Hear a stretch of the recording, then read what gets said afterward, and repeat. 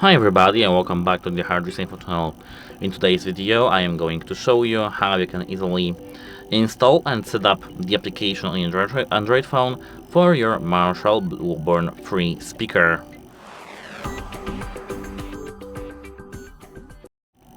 So, first we need to head over to Play Store and now we have to enter the search.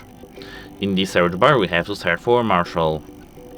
The first application we see is Marshall Bluetooth. We have to tap on this application and make sure that this is the official one. 5 million plus downloads, PEGI free, and this 160k reviews. We have to tap install button here. You don't have to authorize everything, not like the iPhone ones. If you want to install this application on iPhone, we have the video for that too, so you can check our channel for that.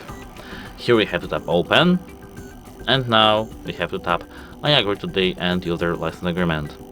Before this whole process, I recommend to be connected with your speaker. Now we can sign for the newsletter, but I won't do it. We can tap skip here.